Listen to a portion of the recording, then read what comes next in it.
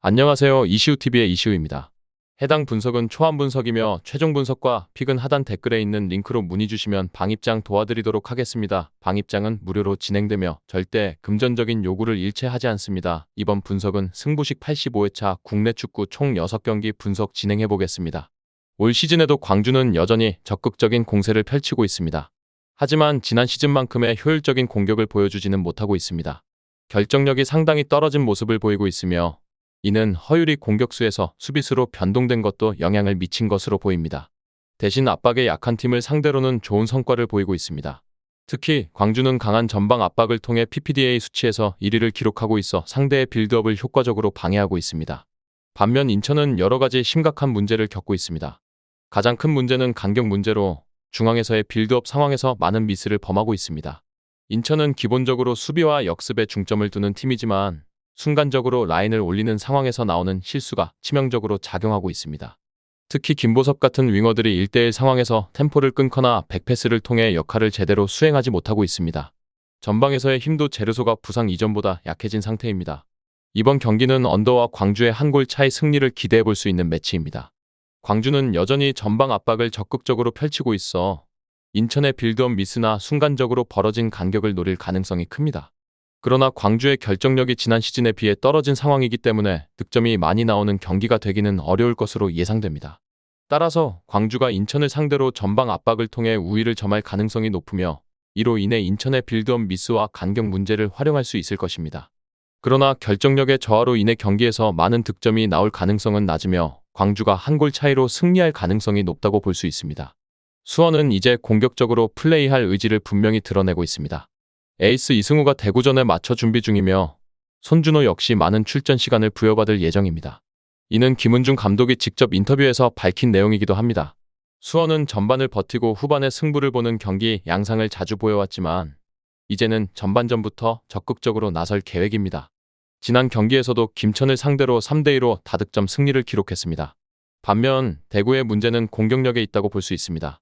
박창현 감독이 부임한 이후로 어린 선수들의 적극성 덕분에 팀의 전체적인 활력이 증가했지만 문전에서의 처리 능력이 여전히 미숙합니다. 지난 경기에서도 역습 상황에서 3대2로 유리한 위치에서 슈팅 타이밍을 놓쳐 득점 기회를 무산시키는 장면이 있었습니다. 이는 어린 선수들이 문전 앞에서 침착성을 발휘하지 못한 결과라고 할 수 있습니다. 수원의 승리를 기대해 볼 수 있으며 경기 양상이 오버로 흐를 가능성도 큽니다. 수원이 이제는 전반을 버티고 후반에 페이스를 올리는 전략 대신 처음부터 공격적으로 밀어붙여 다득점 양상을 노릴 가능성이 있습니다. 이는 이승우와 손준호가 동시에 출전할 가능성이 크기 때문입니다. 이 공격 상황에서는 문전에서의 처리 능력이 미숙한 대구보다는 수원이 더 나은 결정력을 보여줄 것으로 예상됩니다. 따라서 수원의 승과 오버를 예상해봅니다. 김천은 지난 경기에서 수원을 상대로 공격적인 전술을 펼쳤지만 오히려 수원에게 2대3으로 패배했습니다. 그러나 0대2로 뒤지는 상황에서 비로 인한 어려운 경기 조건 속에서도 2대2로 따라잡은 점은 인상적이었습니다. 특히 전북을 상대로는 더욱 수비적인 전술을 채택할 가능성이 높은데 김천은 수비와 실리를 챙기는 경기 양상에서 더 강한 모습을 보이는 편입니다. 전북의 핵심 선수는 홍정호와 박진섭입니다. 두 선수가 선발로 나오자 후방이 안정되었고 김두현 감독도 공격적인 전술을 밀어붙일 수 있었습니다. 티아고가 4경기 연속 득점을 기록하고 있는 것도 전북에게는 큰 호재입니다. 그러나 전북이 점유율을 높이며 전진하는 것에는 우려가 있습니다.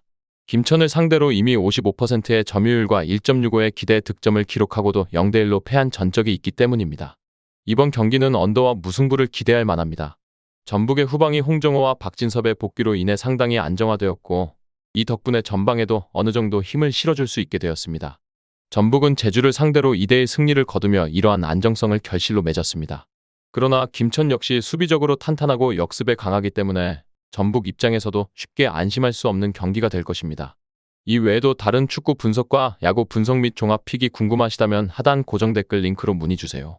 부천은 주도적인 플레이를 선호하는 팀이지만 이는 종종 화를 부르는 경우가 많습니다. 특히 홈 경기에서는 자신들이 경기를 지배하려다가 역습 성향이 강한 팀에게 큰 타격을 입곤 합니다. 이를 증명하듯 부천이 올 시즌 기록한 6번의 패배 중 5번이 홈경기에서 나왔습니다. 지난 경기에서도 부천은 부산을 상대로 승리에 대한 강한 의지를 보이며 높은 공격성을 보여주었지만 이는 반드시 성공으로 이어지지 않았습니다. 반면 김포는 최근 경기에서 전방 압박을 강하게 펼치며 3대3의 난전 성향을 보였습니다. 하지만 부천을 상대할 때는 다시 수비와 역습 중심의 전술로 돌아갈 가능성이 높습니다. 김포는 부천을 상대로 실리적인 성향을 보이며 최근 5번의 맞대결에서 단 2골만 기록한 바 있습니다. 이는 김포가 부천의 역습 능력을 경계하여 쉽게 라인을 올리지 않는다는 점을 시사합니다. 이 경기에서는 언더 양상이 예상되며 김포의 핸디캡 승리가 가장 추천되는 선택입니다. 두 팀 모두 상대의 역습을 조심스러워하는 편이어서 공격적으로 라인을 올리는 플레이를 자제할 가능성이 큽니다. 부천은 홈 경기에서 주도적인 상황을 만들려는 경향이 있지만 이는 역습 성향의 팀에게 취약함을 드러내곤 합니다. 따라서 이번 경기에서도 이러한 점을 고려해야 합니다. 안양은 이번 시즌에도 공세적인 플레이를 지속할 것으로 보입니다. 최근 이적 시장에서 공격수들을 대거 영입한 안양은 지난 경기에서 야치다가 뛰어난 활약을 펼치며 2명의 수비수를 제치고 골을 넣는 등 득점력을 과시했습니다. 이에 유병훈 감독도 기대 이상의 성과에 놀라움을 표하며 야치다를 윙 포지션으로 기용할 계획을 검토하고 있습니다. 안양은 라인을 올리고 공격적인 플레이를 펼치는 데 익숙한 팀이지만 역습 성향이 강한 부산을 상대로는 어려움을 겪을 수 있습니다.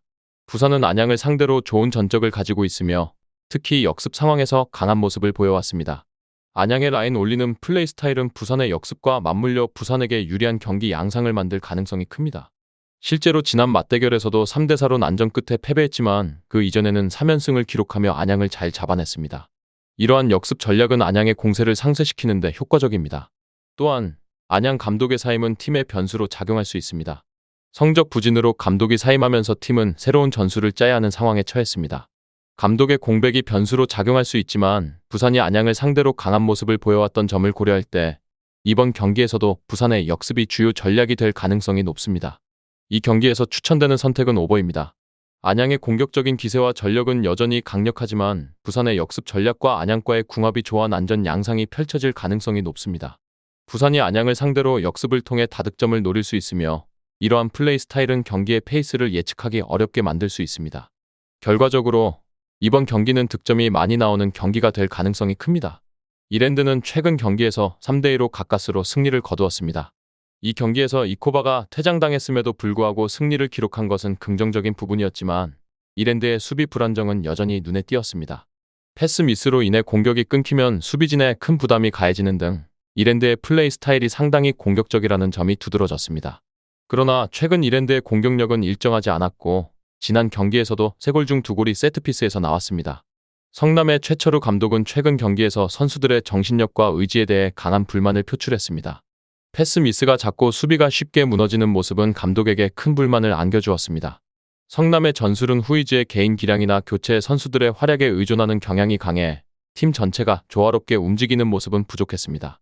이번 경기는 두 팀 모두 수비적으로 불안한 모습을 보이고 있어 다득점 양상이 예상됩니다. 이랜드는 최근 오픈 플레이보다는 세트피스를 통해 득점하는 경우가 많았으며 성남은 공격 전술이 팀 플레이와는 거리가 멉니다. 따라서 이 경기에서 이랜드의 승리를 기대할 수 있으며 오버 득점도 기대해볼 만합니다. 성남의 공격 전술이 팀 플레이와 맞지 않다는 점 그리고 이랜드가 수비에서 들쭉날쭉한 면모를 보이고 있어 경기 결과가 큰 차이를 보이지 않을 가능성도 있습니다. 핸디캡 무승부를 선택하는 것도 합리적인 접근일 수 있습니다. 끝으로 정확한 배당 변동에 따른 실시간 추적과 최종 예측은 배팅 마감 직전까지 이루어져야 합니다. 위 부분을 참고하는 배팅이 아닌 더 근시적인 결과는 배당률 흐름의 변화 및 경기 시작 전 결장자 정보에 따라 변동될 수 있습니다. 함께 배팅으로 더 효율적인 승률을 만들고자 만들어낸 채널입니다. 모든 경기를 영상에 담아내기엔 한계가 있습니다. 이외 다른 경기들의 정보와 결과 예측 및 더 많은 도움이 필요하시다면 분석방으로 언제든지 연락주세요. 최선을 다해 보이겠습니다.